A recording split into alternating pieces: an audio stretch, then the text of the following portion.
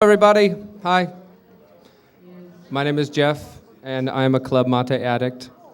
Oh wait, I don't know if this is the right meeting. All right, so welcome, and I'd like to thank you all, first of all, for choosing us over the bar, especially our panelists. So we're here tonight to talk about something not very new. Actually, it's kind of getting very old. It's been 20 years since the first HOPE, where people addressed and talked about, discussed technology security challenges. 10 years ago, I stood on a soapbox in front of the media and other people and said, what the fuck, rallied for change, similar problems. Now, we are 10 years past that. We see a lot of the same problems. If you would have asked me 10 years ago if I would have thought these problems would be fixed, at least somewhat, I would have said yes, 100%. They have not. In fact, they are arguably getting worse. Like the lights. I don't know if it's the trip glasses or what, but may cause seizures. This is changing, right? Okay. So, how do we prevent going another 10 and being in the same position, standing up here in front of these lights, asking the same question? So tonight we have with us, all too sober, three great minds from three very different backgrounds. And pause. Go. Okay, cool. Thank you. And they will share their three very different and strong views on what the fuck is the problem, how the fuck can we fix it, and what the fuck y'all can do to fix it. That was the SoCal, yeah. So I'm going to start off introductions of who you are and why you are here. Okay. Can you guys hear me in the back, or do we need to try and bring this mic? All right. Do we have a mic we can use? All right. We'll do that. Thank you. So hello, my name is Bo Woods. I've been around the security and technology industry for a while. About a year ago, I saw a couple of folks out of DEF CON and B-Sides Las Vegas give a talk called The Cavalry Isn't Coming, We Have to Save Ourselves. And that idea really resonated with me. The idea that right now our dependence on technology is growing faster than our ability to secure that technology. When you start talking about putting computers into medical devices, into cars, into airplanes, public transportation systems, lights, as we've seen tonight, there are some that have computers in them, right? So as we move a new technology into an old product, we should probably not make the same mistakes we've made that make our desktops crash all day long. It's one thing if Windows goes down once a week. It's another thing entirely if your car suddenly turns off or loses power going down the highway once a week. It's a whole different set of impacts. And I think that this new technology that we're putting into those old technologies can have tremendous potential for safety. Talking about medical devices, using computers and connectivity can bring a whole new world of safety abilities to doctors who can save more lives, improve more lives, replace limbs with actuators that are controlled by computers that really restore a person to being themselves. But as we're making these great leaps forward in safety, we should not make leaps backwards in security that cause an attrition of that safety. So that's the position of Am The Cavalry, and that's what I've been working on for about the last year, as I said. And we've done various different things. We called this session Fuzzing the Chain of Influence. The idea being there are many different ways, many different value levers that you can use to affect the change that you need to see, so that we are safeguarding ourselves, that we are protecting the technologies, and doing so in a way that preserves safety and doesn't erode safety. So tonight we'll have some Q&A on how we've done that as the Cavalry, as well as the two panelists to my left and right who have been doing different things, but still in the idea of let's fix the technology problems that we have. Andrea? No, really, after you. I'm Jen Ellis. I am the head of community and public affairs at a security software and services company, Rapid7. I work very closely with security researchers who find a lot of bad shit. And during the course of doing that, I have seen firsthand how much the deck is kind of stacked against the research community and in favor of vendors who don't face liability and in most instances are not necessarily particularly keen to jump on the security bandwagon when it comes to what they're selling. And so more recently, I've been working with the Cavalry and I've also been working on trying to help educate those in Washington on why security matters and why this is a really big problem that's only going to get worse and why we need to change the way we're doing things and how we can change them. Hi, I'm Andrea Matwishins. I'm sort of the outsider on the panel. I'm a law professor and a developmental psychologist, and apart from that, I'm currently serving as the Federal Trade Commission's Senior Policy Advisor on Privacy and Security. So the first thing that I will announce in that capacity is that the Federal Trade Commission will be at DEF CON running a contest that is focused on building the next generation honeypot dealing with robocallers. And so I encourage all of you to please participate in that contest and join us at DEF CON. And the official rules are now available on the Federal Trade Commission website.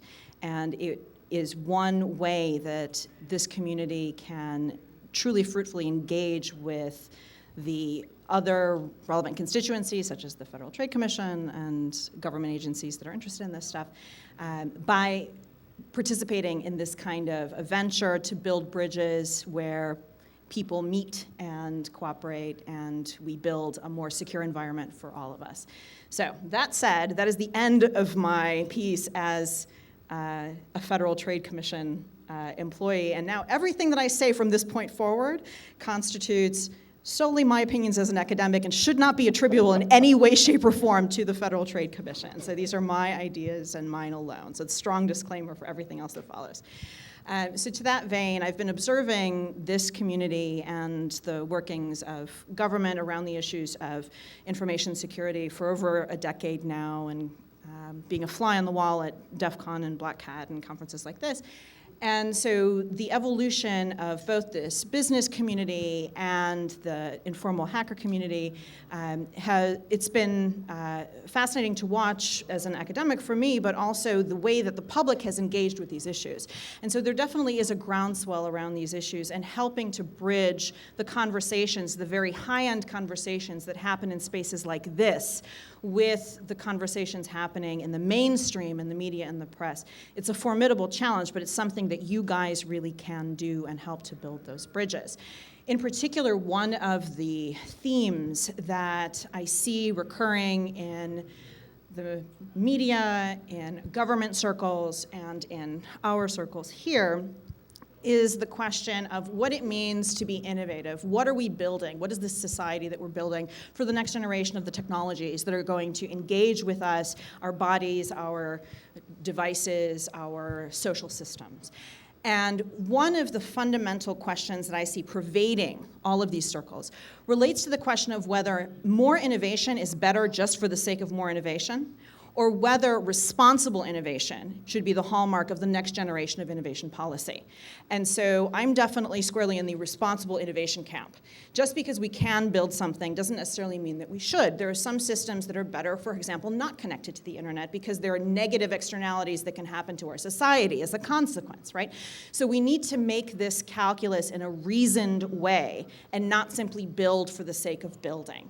And that's the main contribution that communities such as this and the public discourse that we trigger here can value add to this conversation. And every person that you educate in these questions, it's one more person that can engage intelligently and teach other people. And so it's the responsibility of each of us as informed citizens to try to fix the challenges that we face as a society in building the next generation of technology engagement in our social systems. Thank you very much for those wonderful introductions. So, I mean, I think it was you, Jen, last night who said, well, we were brainstorming and bitching about the problem. So if we all know the problem, so what is the problem?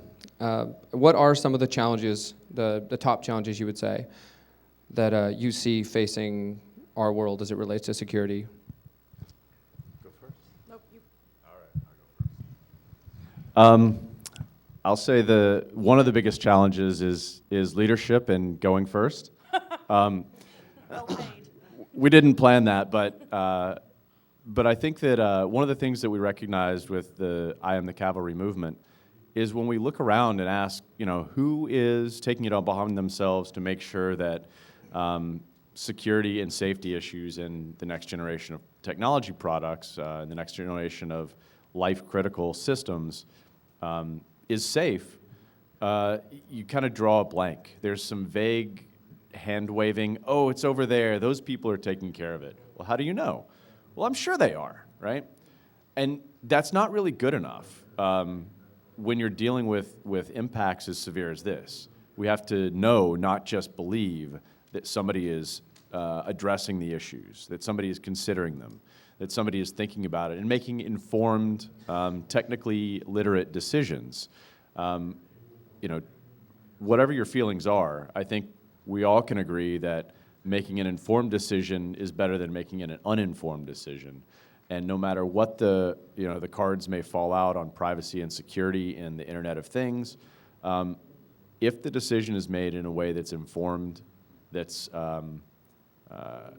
has input from all the stakeholders in the system, and there are many, many stakeholders in these systems, that it's going to be a better decision with more people in agreement. Otherwise, you just kind of have to get lucky. So taking some kind of a leadership role, standing up and going and taking on those issues and initiating those kinds of debates, those kinds of thoughts, and doing so in a way that is inclusive rather than just a bunch of people sitting at a conference yelling.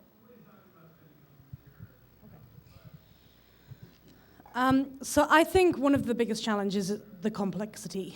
I think that the people who really, really understand what's at stake here are typically people who either work in security or have like a deep passion for it in some regard, and have the sort of technical nous to kind of get it, or have invested enough time to really get it.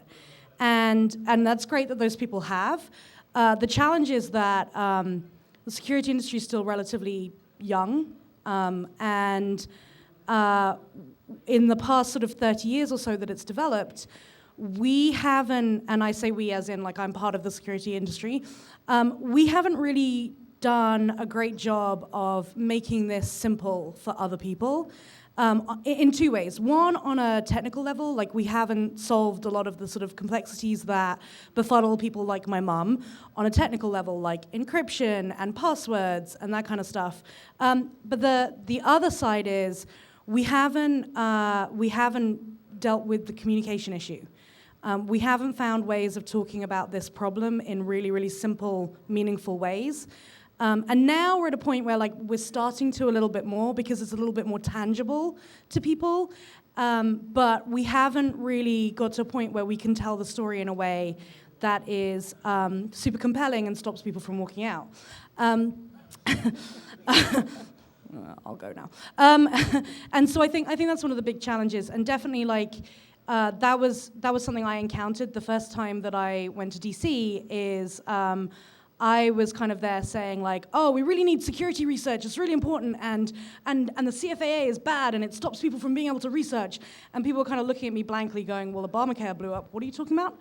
And I was basically telling them that we needed to build a rocket ship and go to the moon, and they didn't know what the moon was. And we haven't told them yet what the moon is.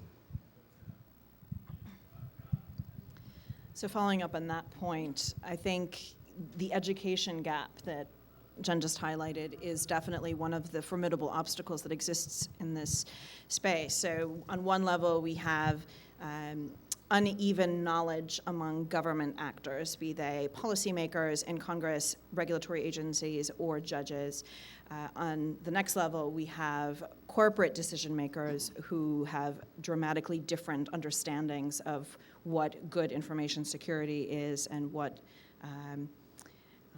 duties of care are owed to customers and business partners. And then consumers are yet another level of an educational challenge and knowledge deficit that needs to be remedied. And so with these three different levels of individuals, different strategies will best work in terms of educating them, but each is a formidable obstacle. The second point of deficiency that currently exists, we're at a point where, and this is a very legalistic, nerdy point for those of you who are law interested in the audience. There's a fundamental conflict between the traditional paradigms of responsibility and liability for products, physical space products, and the liability regime, or really lack thereof, that has traditionally applied to software products. So these EULAs that we all click on that essentially disclaim all liability for the creators of the code, once that code starts being embedded in things like cars that can kill people, there will inevitably, and we're already seeing the first harbingers of these cases, inevitably be cases dealing with code malfunctioning in potentially deadly items, such as a car, and public interest will immediately be sparked, and legislative interest will then consequently be sparked.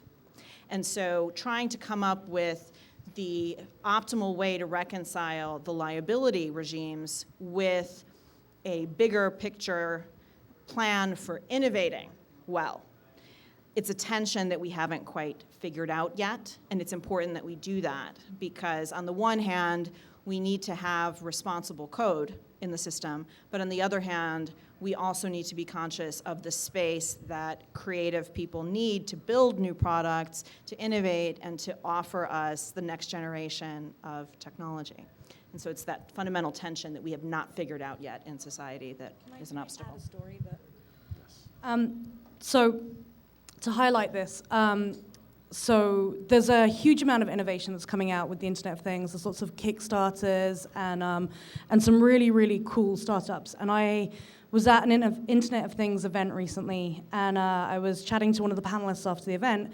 His company, they make a post-operative care bracelet.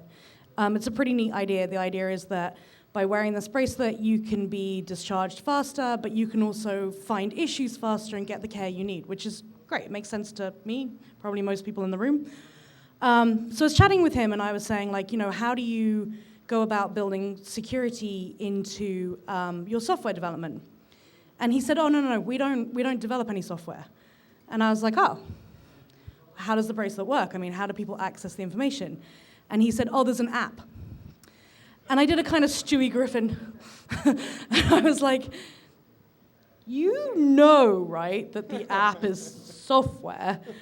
And he kind of looked at me and was like, and then he kind of shrugged and went, okay, and walked off. And I was like, oh God, he's not the exception, he's the norm. And that's the problem right there. You don't want to curb that innovation. That innovation is really, really important. But and organizations like his, they don't know how to build security in. They don't even think of themselves as developers.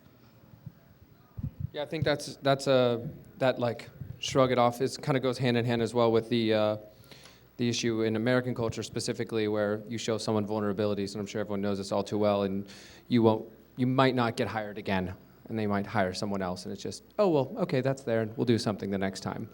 Kind of let it go. Oh, not an app, not software. Okay, so what do you think that, and before that, why do you think it hasn't changed? What, if you could cite a specific reason why this hasn't changed throughout, on top of what you've already kind of discussed as what the problem is, what would you say? Anyone? So one of the functional reasons is the lack of soft reliability, because at present, the way that these kinds of problems evolve in a space where the law is just beginning to demand conduct of, for example, companies that experience data breaches or that act unreasonably in their security processes. When the liability is just starting to evolve around those things, it's easy for companies to choose to simply build that cost into their business models or to ignore the important broader economy stability concerns and shareholder interests. And until a robust liability regime exists, at the point that something like that would exist, until such time, it is easy to ignore the impact in terms of data loss for some companies who look very short-sightedly quarter to quarter at their business modeling rather than the long-term real impact on customer loyalty, the economy at large, business partners who are subsequently harmed because of lost shared data, et cetera. So that ability to look only short-term rather than big picture in terms of protection of data, that's one of the reasons that to date, we haven't necessarily, in my mind, seen as aggressive an evolution in internal standards of care of data maintenance, at least in the private sector. Yeah, and I agree with that. I also think that this is a big problem space. There are a lot of problems to potentially solve. I don't know how to solve all of them. Maybe nobody does, but one of the things that I've come to recognize is that it's not my job to solve all the problems, right? I'm standing here, I'm seeing the problems out there. I'm seeing that somebody else is directly in the line of those problems. Essentially, they have the incentives to solve them. They have the capabilities to solve them. If I try and go, walking over there and point at the problem and say, I'm going to solve this problem, I'm always going to fail because I'm going to be running it into somebody else. But I think part of the way that we go about fixing that, the problems over there, is we have to understand that the people over there are our friends. They, in general, want the same things that we do. Sometimes it's literally just as simple as getting 3 or 4 stakeholders in a room, people from representing different groups, and talking to them. They may not realize that they're doing application development. And so maybe they think, oh, I didn't know I was doing application development. All right, now help me, right? So instead of trying to shout at them or preach to them or, the worst case is tell them they're stupid and ignorant and that they aren't possibly as smart as we are, you get them to invite you into that conversation. And I think that it has to start with education. It has to start with outreach. And it has to start with a fundamental understanding of their perspective, their point of view. Otherwise, you're always just going to be butting heads with each other, and that clearly isn't effective. I think this is frighteningly simple. Why we are where we are. Why did GM not recall the cars with the ignition issue? They didn't do it because, really, really simply, the cost of a recall is higher than the cost of life. Simple as that. And that's the same calculation that's being made, but to Andrea's point, with less information and understanding on what the real costs are on either side of the equation at the moment. And the bottom line is, going back to that piece about how complex this stuff is, we aren't at a point at the moment where the majority of consumers are voting with their feet based on security choices. And so it doesn't apply pressure to vendors at this point for them to build security in. There are relatively few vendors that are really selling on the USP of security at the moment.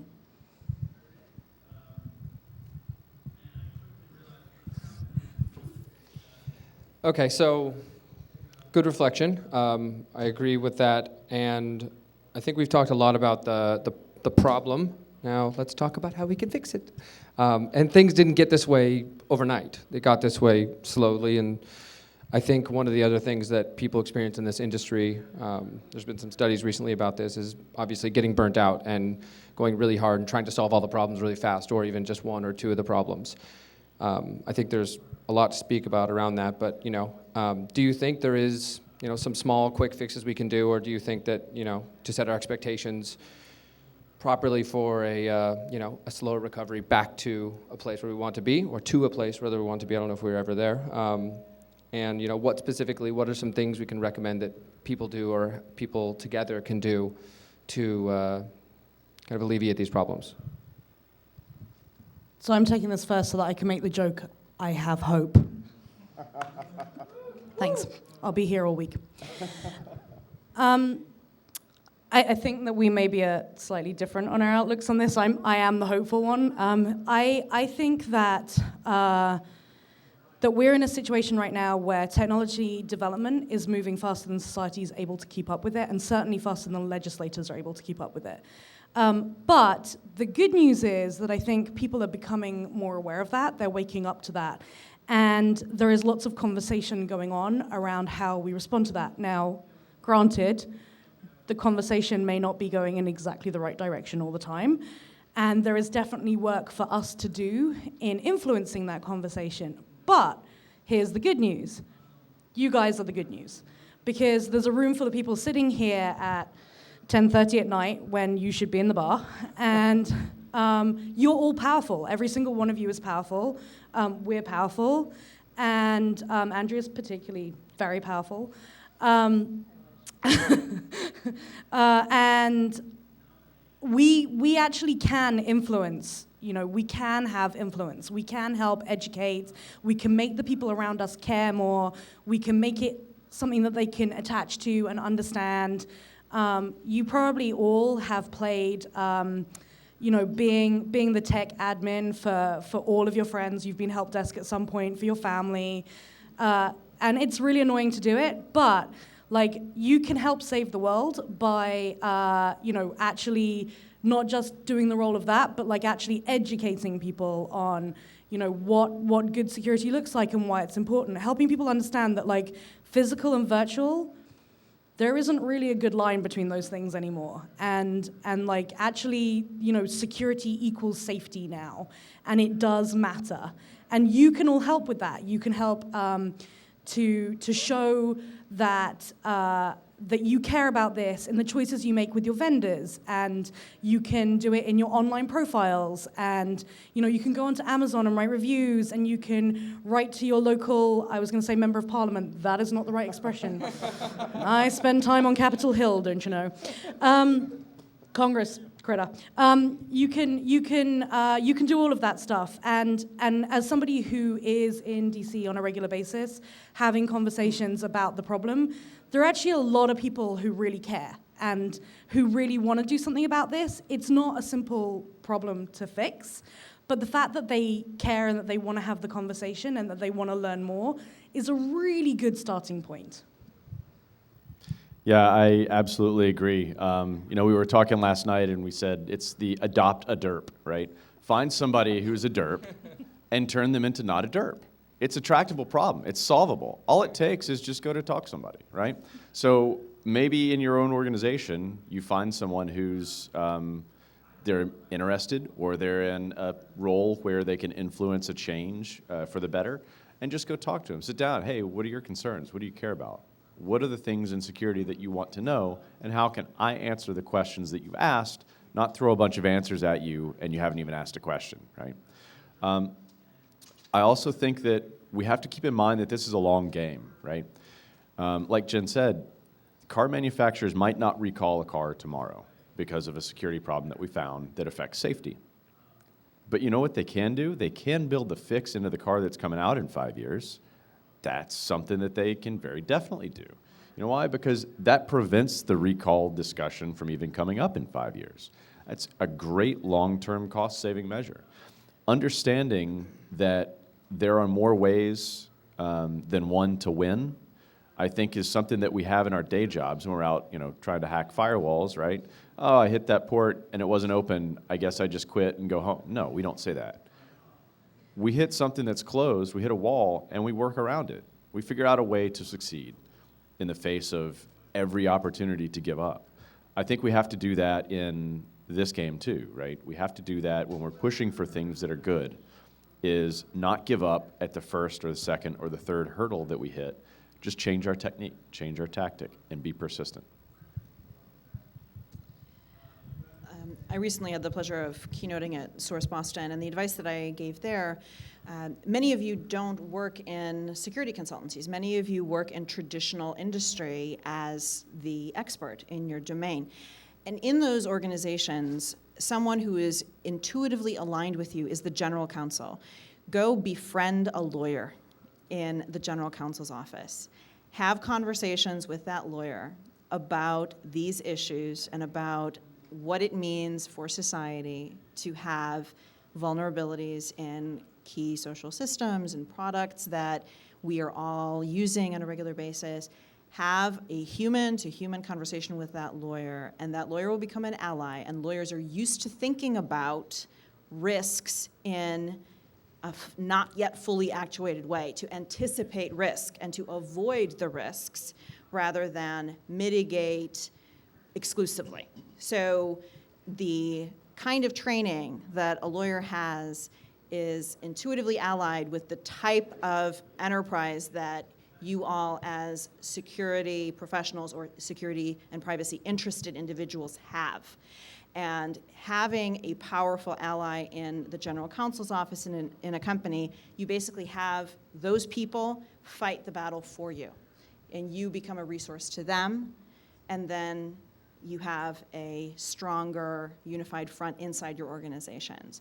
Because security isn't just about technology companies, right? It's about traditional industries also getting up to speed with their incorporation of technology into their less technology-driven enterprises, right? And I think you just said something that made me think of something, which is talking to people like a human and actually sitting there instead of making people feel dumb, which not intentionally most of the time. Sometimes I think security can be really intimidating to people, and obviously for good reason.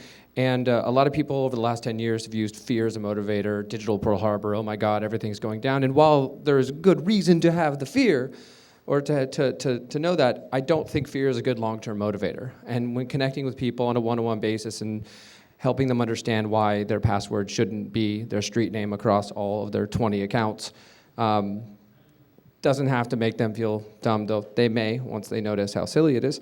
Connecting with them on a one-on-one level helps a lot. So are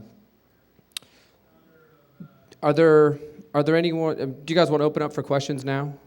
All right, yeah. And anyone want to ask a question? Come on up. I'll hand you this wonderful microphone. If you have sunglasses, I suggest you wear them. The lights are still kind of bright. We have candy. Come on down. You had me at espresso bean. No, really. I've taken the candy. It's that easy. So, yeah, vulnerabilities, bugs, fixing things, GM, valuation of how long it's, monetary loss. Just, I totally get that. The one thing that concerns me now is like in light of the revelations about NSA practicing tradecraft, leaning in VP's ears, leaning over standards bodies and going, hey, it would really help us out to, if you would just choose that spec instead of that spec, how much of you, I get the feeling, yeah, okay, it costs money, but I also think that now we have to think about this possibly more pernicious thing about, it would really help us if you just didn't fix that, or it would really help the company because we've got this other product coming out that's going to address that. If you just wouldn't fix that, or if you just kind of maybe kick that down 2 versions down on the roadmap, what do you say to something like that?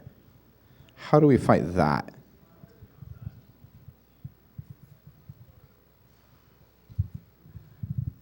This is a new form of yoga we're doing with the microphone over here. So Jeff's pioneering tonight. You're in the presence of genius. Thanks for the question. I think that's something that I tend to be really focused on safety rather than the privacy issues, though those certainly exist. From a safety angle, I'm not as worried about someone leaving defective code or inserting defective code. I think it's certainly a possibility, but the first hurdle that we have to get over is just not doing the things that we know are dumb, right? So if we can just do those things that are fairly easy, fairly straightforward, I think that's the first priority. Right now, I'm more afraid of accidents than adversaries, to be honest. I don't know if you want to answer or not. Bean? Sweet. All right. This is working well.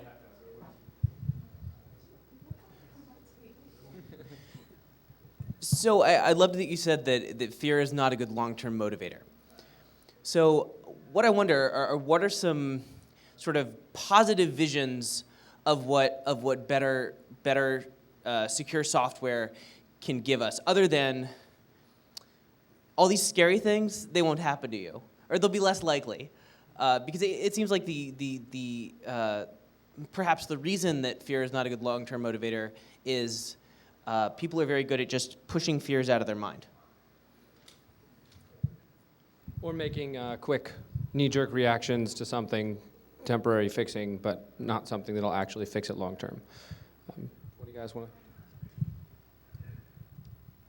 to? So some of the conversations that I have on a regular basis are with people who are sophisticated consumers, but yet not necessarily technologically as sophisticated as you guys are. And I find that perspective very informative to me to understand kind of the reality of the upper end of the consumer knowledge base. So when Heartbleed happened, I started having conversations with some of my law professor friends who are not technology focused, because I wanted to kind of see the world through their eyes. And what came through to me is that they all knew that Heartbleed happened, and they knew that they needed to take action because that's what a responsible person would do. And they understood that that meant changing their passwords, and they understood the dynamic of, I may need to wait a while so that companies have a chance to patch things, update.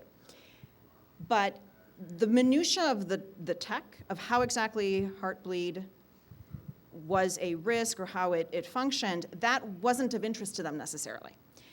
They knew that something bad happened, question mark in the middle. They needed to take an action because that's what is responsible.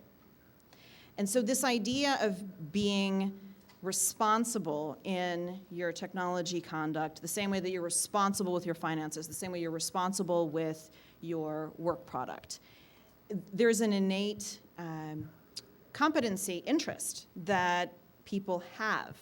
And if we can appeal to that broader sense by not making them feel stupid, but just this is one other dimension of this generalized responsible conduct that we all engage in.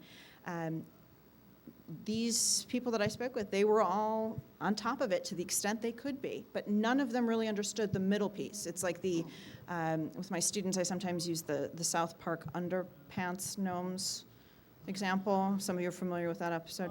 So these creatures hoard all the underwear, and they have a meeting.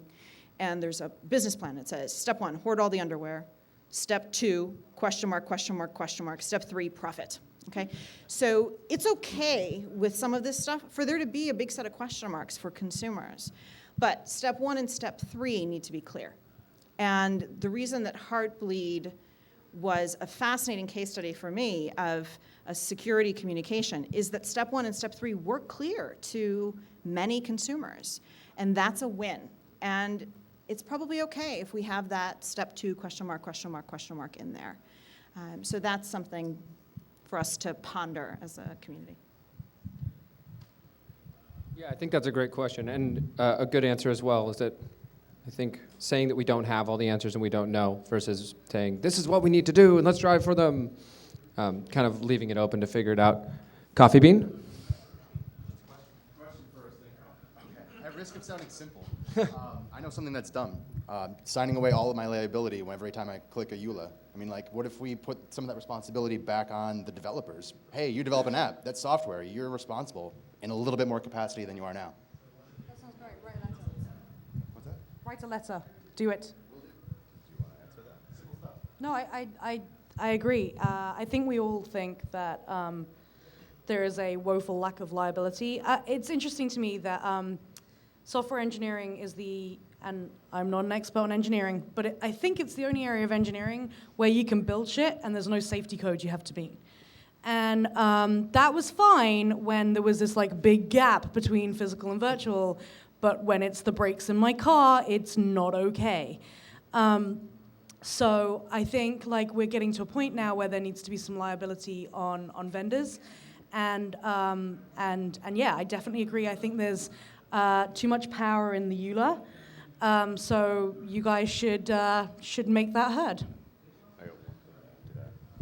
I think it was the Usenix magazine a month or two ago did a really good write-up on like basically liability for hackers, right? Like what you need to know about the legal liability system. So if you're really interested in that, go read the paper. It's like 3 pages. It's really short and it gives you a great primer. Yes.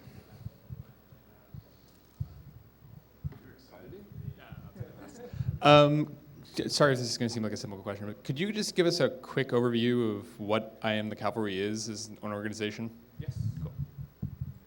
Bo? Thank you. Yeah, so I Am The Cavalry. Our mission is to ensure that the devices that have the ability to affect and impact human life and public safety are worthy of the trust we place in them, right? So the basic idea behind that and kind of an unofficial slogan is like security of consequence, saving lives through security research. So what we try and do is do education, outreach, and promote research. The idea being education is the people who don't already know about the security and safety link, they should know that there is a link there, and we should invite them to the conversation. Outreach is going and finding them, not just staying in our echo chamber and throwing rocks at them from back here. And then promoting security research is we want to take people who are doing good things and make sure that they have the support that they can have, right? Whether it's media support, whether it's knowing how public policy functions, whether it's knowing the other researchers in their field that are doing similar things so that they don't have to repeat the wheel. The idea is that we want to amplify and magnify the impact and the ability that we have in this community. We already have a lot of great motivation. We need to turn that motivation up a notch with other things in terms of its effectiveness. And I think getting the word out, making those connections, collecting past work and current researchers, and catalyzing good works faster maybe than they would have had happened before. That's our goal. That said, we don't have it all figured out. There's plenty of room for other people to do things if you want to. One of the most important things, I'll go back to it again, is leadership. Just take whatever you're passionate about, take it and go do it. Let us know you're doing it. We'll help you any way we can. I have a very literal answer. So I Am The Cavalry is a grassroots initiative that originally started with security researchers saying, oh shit, scary stuff's happening and we should try and do something about that. But I kind of have this asshole view of what I Am The Cavalry is, in that whenever someone asks me, I say, it's you. It's like the game. You're already in the game, whether you want to be in the game or not. And by the way, we all just lost the game. So that's what I Am The Cavalry is. Every single one of you has the potential to make a difference. It's a question of whether or not you will. Yeah, and we talked a little bit about that last night when we were bitching and brainstorming about a lot of people that were talking about wanting to fix the problems, and long-term, 20 years ago, 10 years ago, got caught up making ungodly amounts of money in the security industry and forgot about fixing the problem. So I think I would hope that now some of those people are set financially, would like to come back and spend some time on the problems. But I think for me, what I like most about the Cavalry is the piece about getting people together, like you were saying before in the beginning, Bo, getting different groups together in a room and playing facilitator and communicator between, whether it be a government organization, a vendor, a trade organization, different people that aren't normally speaking the same language. And when they do try to speak together in the same language, it ends up they repel each other and it doesn't create good things. So I think that is a really cool piece. Next question, sir. We've got 2 beans now if you want. You can have 2 whole ones. Yep. Thanks. Oh, right here? Yeah, okay. So I have like a kind of multi-part question, but not really. That's all kind of working together. Sure, let's do that. So how do you think the interaction that power and political economy have in this? Because there was a lot of touching on like profit and the costs of things, but how, and I'd suggest that the power manifests generally in the inability to move from any platforms or make choices, as people were mentioning. Like there's a lot of it lock-in, and I mean, if your car is one thing, you can't just swap out the car's operating system. And just how those intersections can actually be used going forward instead of maybe relying on the existing power dynamics that already exist, is just my question. How does that affect your analysis?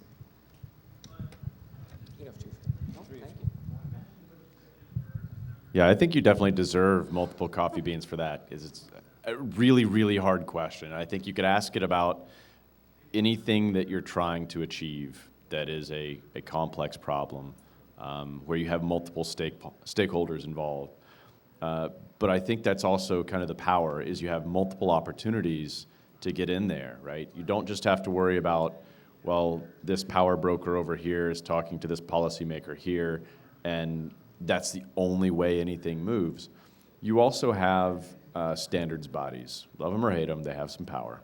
You have the purchasing public, whether that's a healthcare organization that's buying medical devices, whether that's your parents who are buying cars, whether that's the people who are flying in planes, right? We have different power levers, each of us, who are stakeholders in this dynamic. So it's not quite as simple as you might think it is in your mind with the fat cats cuddling up to the whoever else, like in these backroom deals. It's a wide open system. I think that's part of the power of it. It's just a matter of trying different things, right? Fuzzing the chain of influence, seeing what works, what doesn't, repeat the things that work, and drop the things that don't. So that's maybe not a perfect answer, and it's not a prescription, but I think it's the best one we've got so far. I think one of the important points that your question raises, and I don't know where you went. You went somewhere. Yeah. Hi. Is that as consumers start to purchase progressively more expensive items that are inherently reliant on code, it's not just about building the product correctly, safely, in the first instance, but it's also very important to think about the updating of that product, the constant maintenance of that product, particularly in a world where deployment of new code is not a once in a blue moon thing, but we have constant deployment of new updates to things. Not only building in the first instance in a reasonably secure way, but figuring out a way to have that update chain demonstrate a similarly solid process demonstrating integrity and reasonable security.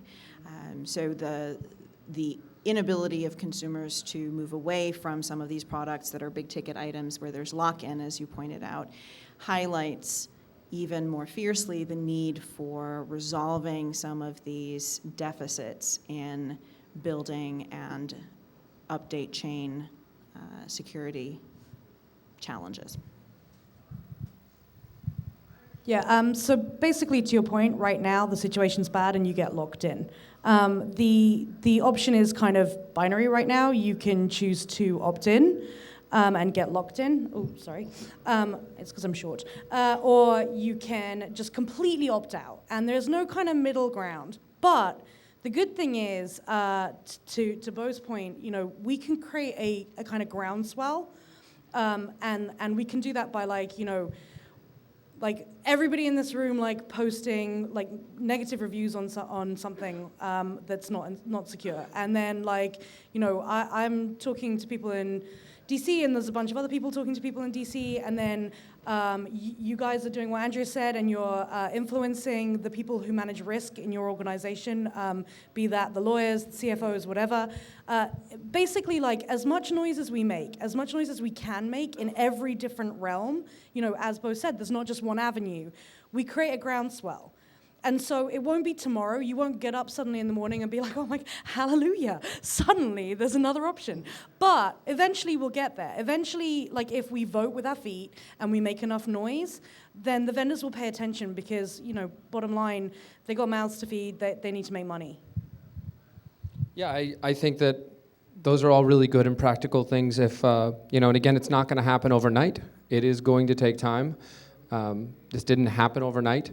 And little things, it may seem silly right now, but a lot of little Amazon reviews on some really shitty router, printer, whatever it may be, those things do affect change. If you want to, try to restructure EULA agreements, that's a piece. There's tons of other people talking about other solutions in different ways, and there are solutions happening. It isn't all, problem. The fact that what you guys are doing with the cavalry is the beginning of that groundswell. It's exciting. It's, personally what got me excited about, okay, then, there still is a problem, which was kind of a big bummer to see going forward, but really, really inspiring to see that, that groundswell starting. So I'm really hopeful, and I think that if everyone sticks together and, it doesn't just mean one giant group of everyone doing everything, but many small groups doing projects over the next 10 years, hopefully we will not be in this situation, and we'll be up here talking about how it worked and how we can make it even better. So thank you all for coming. I appreciate it. Go to the bar.